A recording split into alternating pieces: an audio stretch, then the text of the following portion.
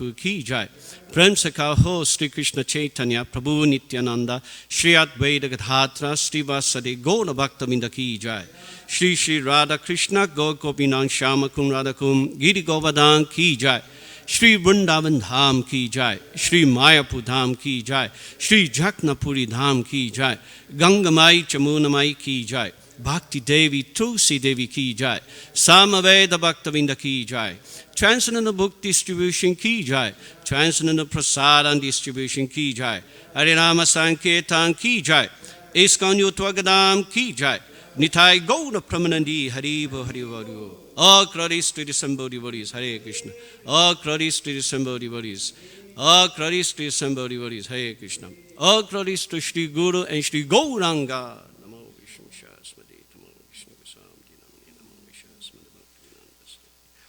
Om Namo Bhagavate Vasudevaya. Om Namo Bhagavate Vasudevaya. Om Namo Bhagavate Vasudevaya.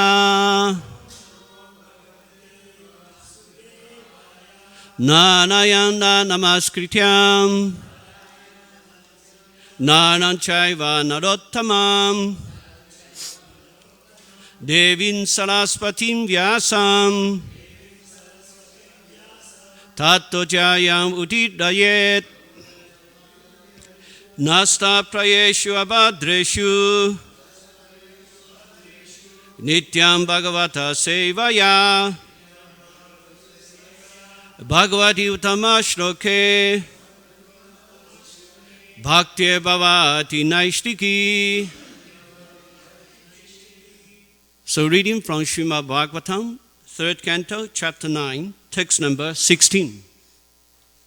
Yo va aham cha girishas cha vibhuhu swayam cha stiti Ubhava Pranaya Etava Atma Munam Bitva Tripat Varida Eka Uru Pralohas Tasmai Namo Bhagavate Bhuvana Drumaya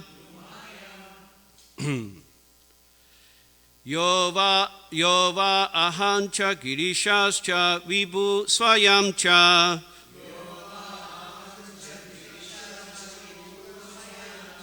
Stityu bhava pralaya hetava atmamunam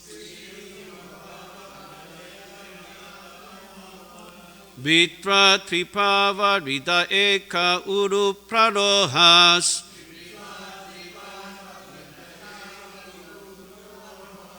Tasmai namo bhagavate bhuvana drumaya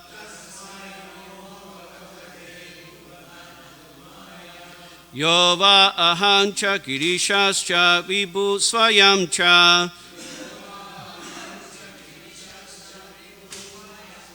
Stityu bhava pralaya hetava atmamunam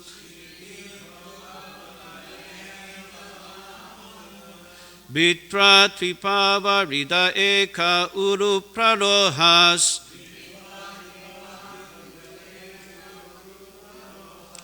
Tasmai namo bhagavate bhuvana drumaya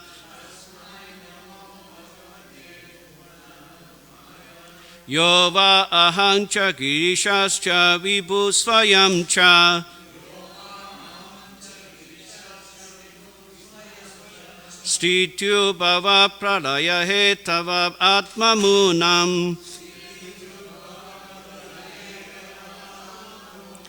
Bhutra tripara rida eka uru pralohas Tasmai namo bhagavate bhuvanabdhrumaya.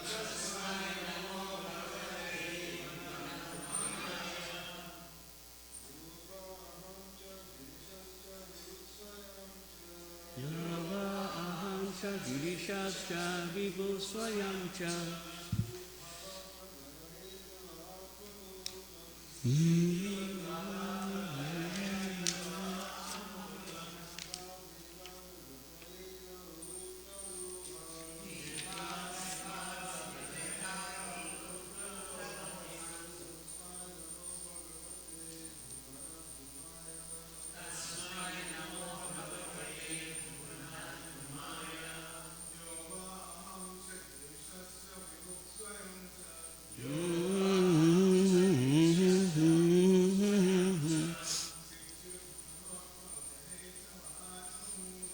Shrityu bhava pralaya nahetam aham.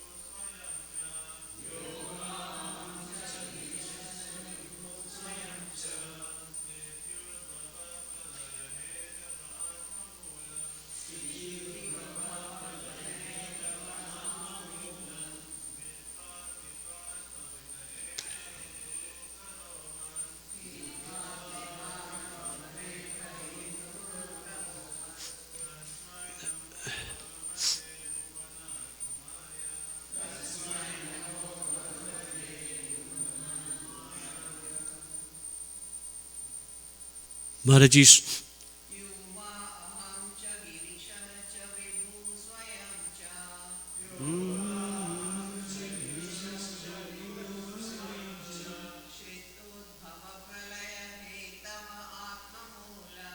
Stityu bhava pralaya hetava atmamunam.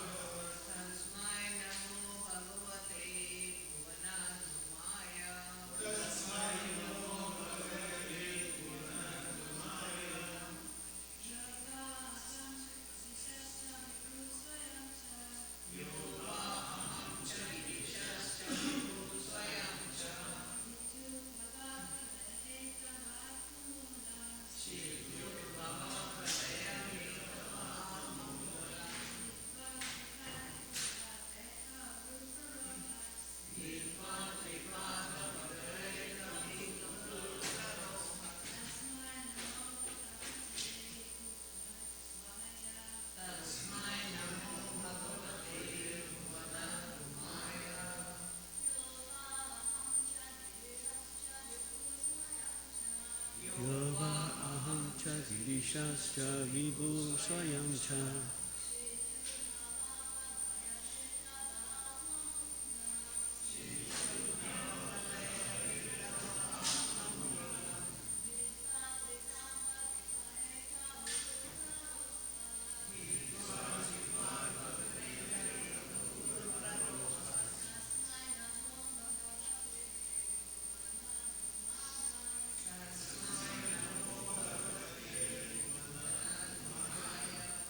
Yaha, one who, why, certainly, aham cha, also I, Grisha cha, also Shiva, Vibhuhu, the Almighty, Swayam, personality as Vishnu,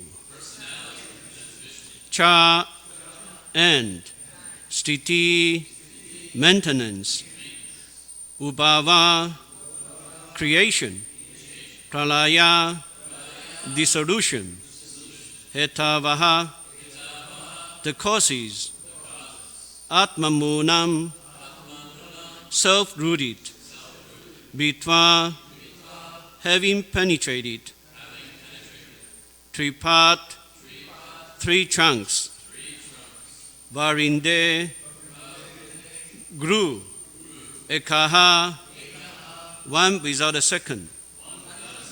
Uru, many. Pralohaha, branches. Tasmai, unto him. Namaha, obeisances. Bhagavate, unto the personality of Godhead. Bhuvanadrumaya, unto the tree of the planetary system. Translation and purport by His Divine Grace, A.C. Bhaktivedanta Swami Srila Prabhupada. Translation: Your Lordship is the prime root of the tree of the planetary systems. This tree have grown by first penetrating the material nature in three trunks, as me, Shiva, and you, the Almighty, for creation, maintenance, and dissolution. And we three have grown with many branches. Therefore, I offer my obeisances unto you, the tree of the cosmic manifestation. Purport: The cosmic manifestation is grossly divided into three worlds: the upper, lower, and the middle planetary systems.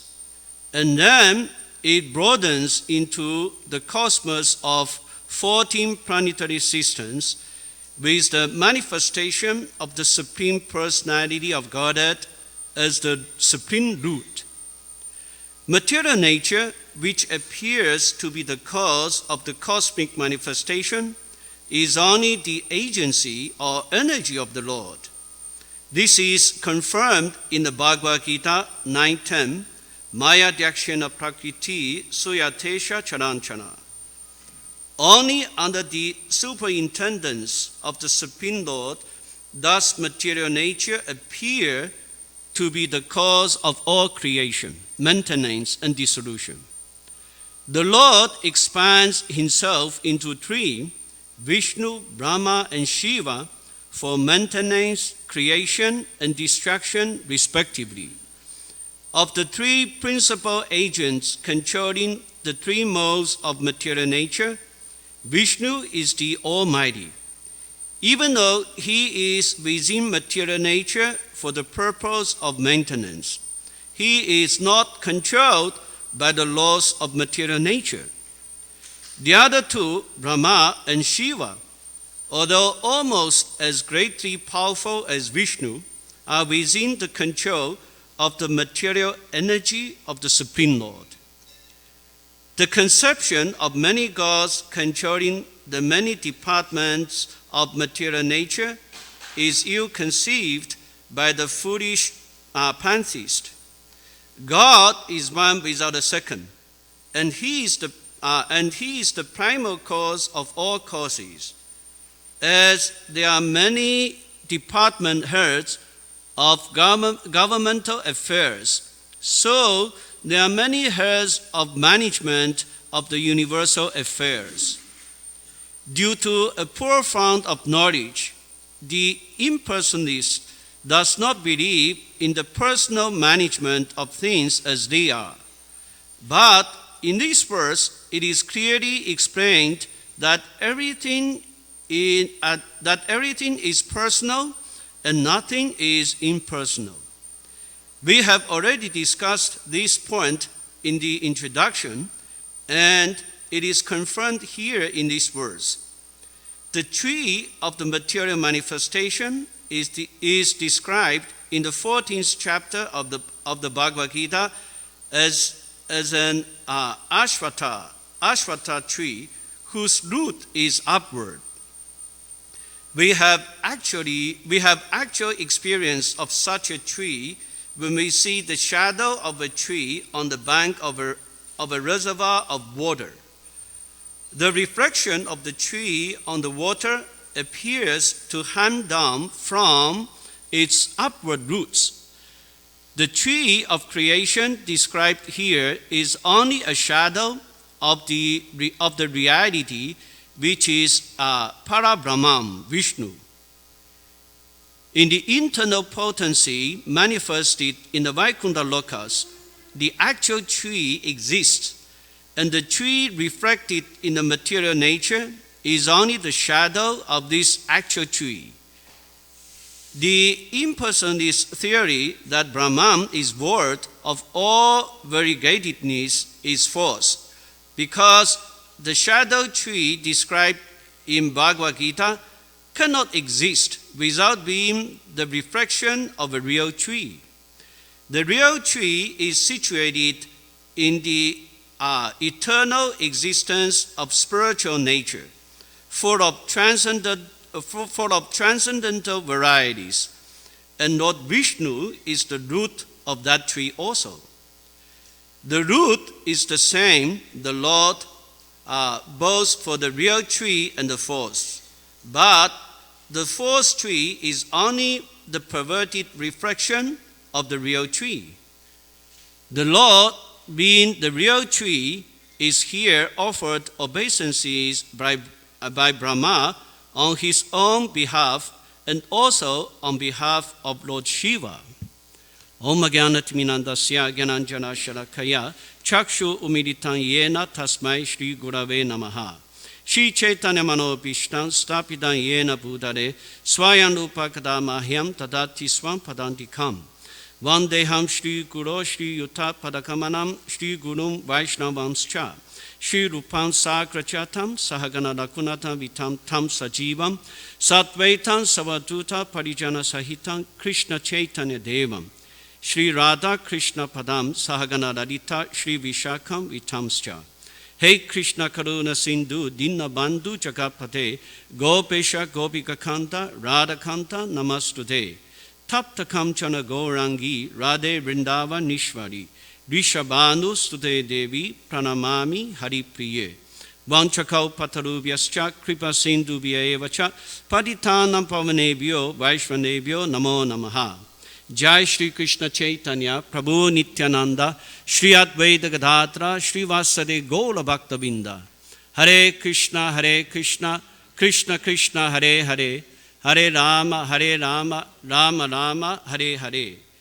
Yova ahamcha girishascha vibhuhu swayancha stityu bhava pranaya hetava atma munam bitva tripat varida eka uru pralohas tasmai namo bhagavate bhuvana dhrumaya. Translation again. Your Lordship is the prime root of the tree of the planetary existence. This tree has grown by first penetrating the material nature in three trunks, as me, Shiva, and you, the Almighty, for creation, maintenance, and dissolution. And we three have grown with many branches. Therefore, my obeisance unto you, the tree of the cosmic manifestation. So here, Lord Brahma is continuing offering his prayers to Lord Vishnu by saying that, my dear Lord Vishnu, your Lordship is actually the prime root of the tree of the planetary system. This tree has grown by first penetrating the material nature in three trunks, as me, Shiva, and you, the Almighty, for creation, maintenance, and dissolution. And we three have grown with many branches. Therefore, I offer my obeisances unto you, the tree of the cosmic manifestation. So, in the purport, Srila Prabhupada, he wrote that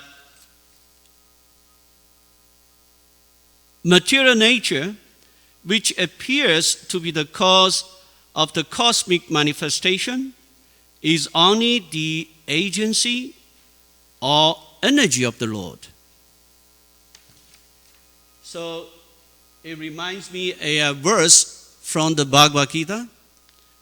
Actually, Prabhupada, he was mentioned in this verse in his purport also. It's chapter 9, text number 10. Maya Dyakshena Prakriti Suyatesha Charancharam Hetu Nanena Konteya Jagat Vipa Nivatate. This material nature, which is one of my energy, is working under my direction, O son of Kunti, producing all moving and non-moving beings. Under its rule, this manifestation is created and annihilated again and again. So Prabhupada, he said here in the purport that it is clearly stated here that the Supreme Lord, although aloof from all the activities of the material world, remains the Supreme Director. The Supreme Lord is the supreme will and the background of this material manifestation. But the management is being conducted by material nature.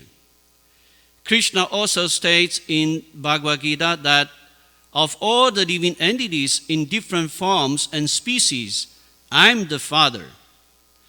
The Father gives seed to the womb of the mother for the child. And similarly, the Supreme Lord, by his mere grants, injects all the living entities into the womb of material nature. And they come out in their different forms and species according to their past desire and activities. All these living entities, although born under the grants of the Supreme Lord, take their different bodies according to their past deeds and desires. So the Lord is not directly attached to this material creation. He simply glances over material nature. Material nature is thus activated, and everything is created immediately. Because he glances over material nature, there is no doubtful activity on the part of the Supreme Lord. But he has nothing to do with the manifestation of the material world directly. The example is given in the Shastra. When there is a fragrant flower before someone, the fragrance is touched by the smelling power of the person. Yet, the smelling and the flower are detached from one another. There is a similar connection between the material world and the Supreme Personality of Godhead. Actually, he has nothing to do with this material world, but he creates by his grants, and ordains. In summary, material nature, without the superintendence of the Supreme Personality of Godhead, cannot do anything. Yet, the Supreme Personality is detached from all material activities. So, Srila Prabhupada, he also said that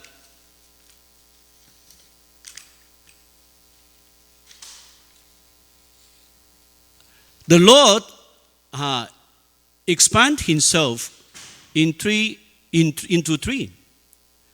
The Lord expand himself into three as Vishnu, Brahma, and Shiva for maintenance, creation, and destruction, respectively. And out of the three principal agents controlling the three modes of material nature, Vishnu is the Almighty. Even though he is within material nature for the purpose of maintenance, he is not controlled by the laws of material nature.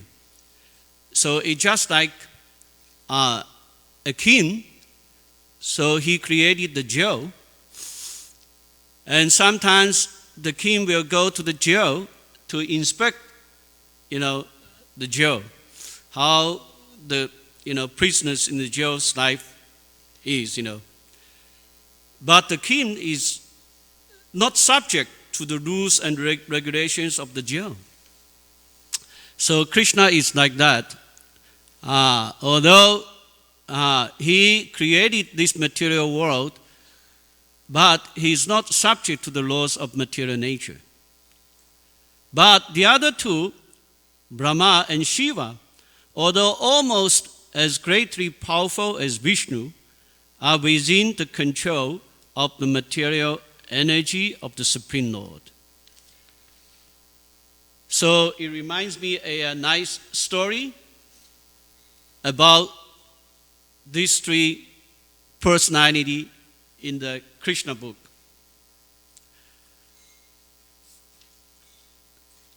Long ago, there was an assembly of great sages on the bank of the river Saraswati who performed a great sacrifice for the name Satya. So in such assembly, the great sages present usually discuss Vedic subject matters and philosophical topics. And in this particular meeting, the following question was raised. So the sages raised this question. The three predominating deities of this material world, namely Lord Brahma, Lord Vishnu, and Lord Shiva, are directing all the affairs of this cosmos. But who among them is the Supreme? So the sages raised this question. After such discussion on this question, the great sage named Bhrigu, the son of Lord Brahma, was deputed to test all three predominating deities and report to the assembly as to who is the greatest. Being thus deputed, the great sage Bhrigu Muni first of all went to his father's residence in Brahmaloka. The three deities are the controller of the three material qualities, namely the quality of goodness, passion, and ignorance. The plan decided upon by the sage was for Bhrigu to test which one of the predominating deity possesses the quality of goodness in full. Therefore, when Bhrigu Muni reached his father, Lord Brahma, because Bhrigu wanted to test whether Brahma had the quality of goodness, he purposely did not offer his respect to his father, either by offering obeisances or by offering prayers. And then Prabhu said, it is the duty of a son or a disciple to offer respects and recite suitable prayers when he approaches his father or spiritual master. But Bhrigu Muni purposely failed to offer respects just to see Lord Brahma's reaction to this negligence. Lord Brahma, of course, became very angry at his son's impudence. And he showed signs which definitely proved this to be so.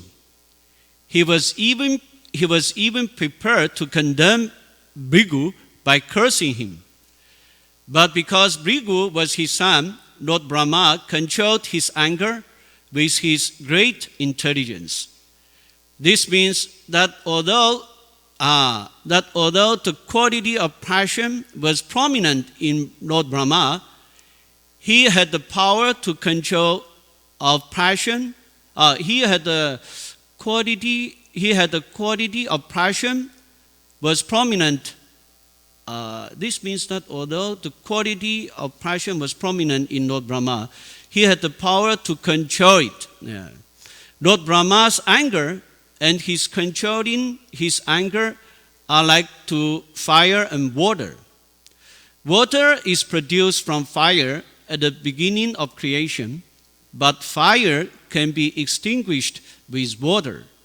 Similarly, although Lord Brahma was very angry due to his quality of passion, he could still control his passion because Bhrigu Muni was his son.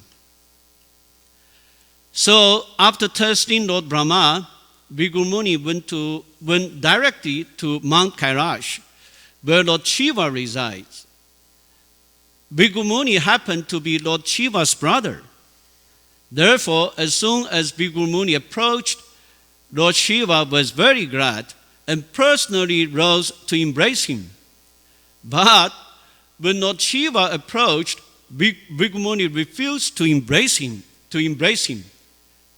My dear brother, Bhikkhu Muni said, you are always very impure because you smear your body with ashes. You are not very clean. Please do not touch me. Yeah. When Bhikkhu Muni refused to embrace his brother, saying that Lord Shiva was impure, the latter became very angry with him. It is said that an offense can be committed either with the body, with the mind, or by speech. Bhikkhu Muni's first offense committed toward Lord Brahma was an offense with the mind. His second offense committed toward Lord Shiva by insulting him, criticizing him for unclean habits was an offense by speech. Because the quality of ignorance is prominent in Lord Shiva. When he heard Bhikkhu Muni's insult, his eyes immediately became red with anger. With uncontrollable rage, he took up his trident and prepared to kill Bhikkhu Muni. And then at that time, Lord Shiva's wife Parvati, he fell down at the feet of Lord Shiva. And with her sweet words, so he convinced Lord Shiva not to kill Bhikkhu Muni. And then, Bhikkhu Muni left. After being saved from the anger of Lord Shiva, Bhikkhu Muni went directly to the planet Svetadvip, where Lord Vishnu was lying on a bed of flower in the company of his wife, the goddess of fortune, who was engaged in massaging his daughter's feet. There, Bhikkhu Muni purposely committed the greatest sin by offending Lord Vishnu by his bodily activities. So the first offense committed by Bhikkhu Muni was mental, and the second offense was vocal, and the third offense was corporal. Corporal, by the bodily action. So these different offenses are progressively greater in degree. An offense committed within the mind is a positive offense. The same offense committed verbally is comparatively more grave. And when committed by bodily action, it is superlative in offensiveness.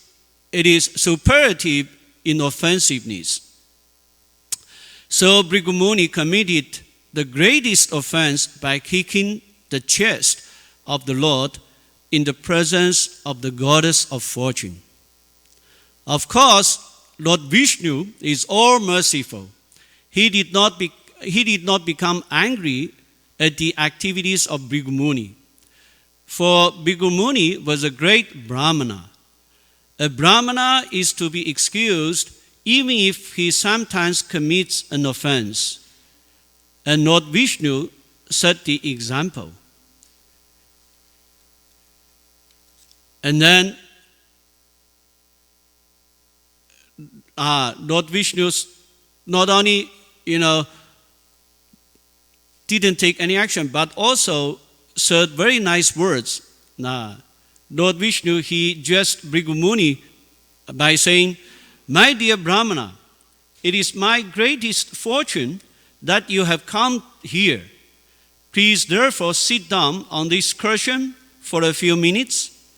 My dear Brahmana, I am very sorry that when you first entered my home, I could not receive you properly.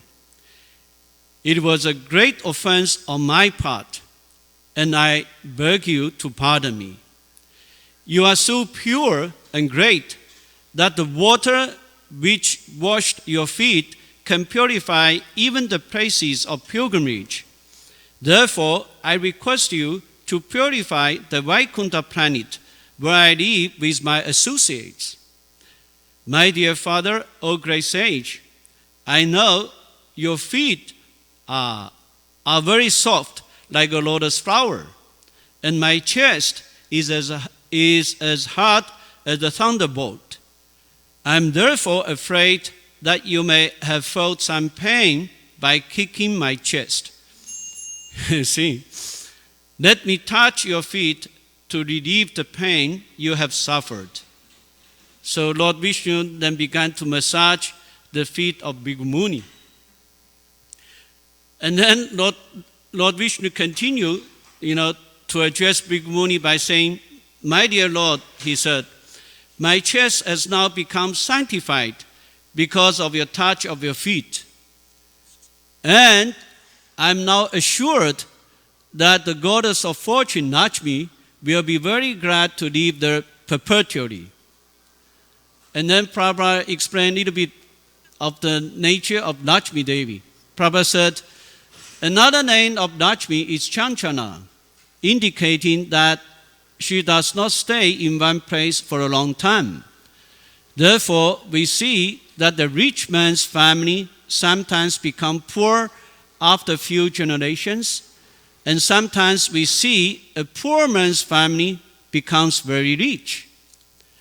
Lakshmi, the goddess of fortune, is Chanchana in this material world, whereas in the Vaikuntha planets, she eternally lives at the lotus feet of the Lord.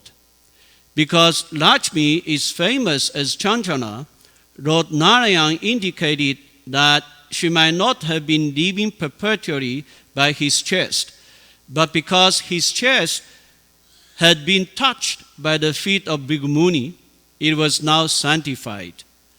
And there was no chance that the goddess of fortune would leave. Bhikkhu Muni, however, could understand his position and that of the Lord. And he was struck with wonder at the behavior of the Supreme Personality of Godhead. Because of his gratitude, his voice choked up, and he was unable to reply to the words of the Lord. Tears glided from his eyes, and he could not say anything. He simply stood silently before the Lord. So, after the testing of Lord Brahma, Lord Shiva, and Lord Vishnu, so Bhikkhu Muni, he returned to the assembly of great sages on the bank of the river Saraswati and described his experience. After hearing him with great attention, the sages concluded that of all the predominating deities, Lord Vishnu is certainly the greatest. So that's why Prabhupada, he was saying here that Lord Vishnu is the Almighty. The other two, Lord Brahma and Lord Shiva, although almost as greatly powerful as Vishnu, are within the control of material energy of the Supreme Lord. So I just stop here. Are there any questions or comments? So thank you very much for coming. Gantraj Srimad Bhagavatam ki jai. Srila Prabhupada ki jai. Gaura Bhaktavinda ki jai. Hari Bol.